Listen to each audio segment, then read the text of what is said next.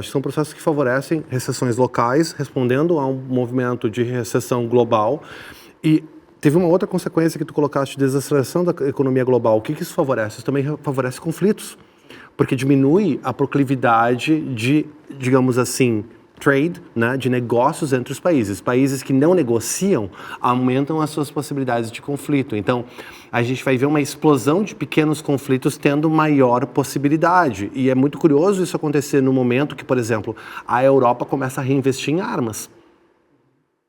Então, nós temos um momento de recessão no mercado global, no free trade, né, na negociação livre, a economia europeia voltando a olhar para se armar, por insegurança com relação também aos Estados Unidos, que criou uma corrida armamentista onde não havia uma corrida armamentista no contexto europeu, agora existe, né? Em 2025 a gente tem esse contexto. Esse contexto, junto a um contexto de recessão global, não é uma receita muito boa.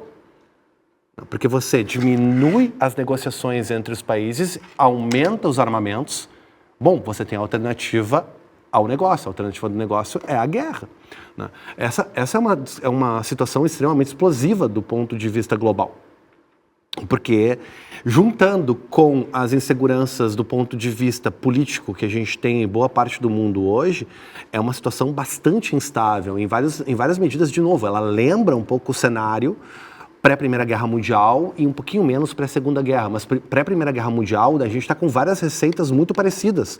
A gente tem movimento, se você olha para o cenário econômico, pré-Primeira Guerra Mundial, ele é muito parecido com o cenário econômico que nós vivemos agora. Tá, e será que o Trump, por trás disso tudo, não tem uma intenção de provocar justamente isso? Uma recessão global que desestabilize todas essas relações internacionais aí?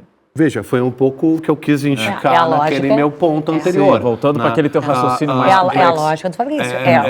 Eu acredito que é a aposta política do Trump. A aposta política do Trump é o cenário global atual é um cenário que tem as condições de proliferação do tipo de política que pode criar uma grande aliança trumpista e daí entra um pouco nessa lógica de mercado de uma mão lava a outra que o Trump gosta de operar, que é a mesma lógica que o Putin gosta de operar. Nisso eles veem o mundo de uma forma muito transacional, que eu acho bastante interessante de comparar as duas figuras políticas. Eu acho que eles têm instintos sobre mercado e política muito parecidos. E eles querem esse tipo de política. Agora, o que isso vai fazer com a arena internacional? Não é nada muito bom para o tipo de política que nós nos acostumamos a ver pós-48 e depois pós-74, 76.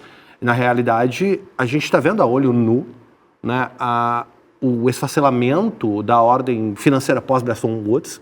Tudo que nós acreditávamos pós-Bretton Woods, em termos de livre mercado, marcação de preços, livre comércio, está desfacelando a olho nu. Por quê? Porque o protagonista dessa hegemonia se retirou unilateralmente desse sistema. Ô, professor, tomara que essa teoria de ser algo proposital para provocar uma recessão global fique só na teoria mesmo, né? A gente vai ver com o tempo. É o tipo de coisa que você quer estar errado, né? Tomara que seja só na teoria. Tem uma coisa que é interessante de resgatar aqui, né? Que é o seguinte, né?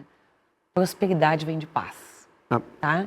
E paz é construída muitas vezes à base de comércio. Então, quando a gente acaba com as possibilidades de fazer comércio, a gente diminui as chances de prosperidade, né?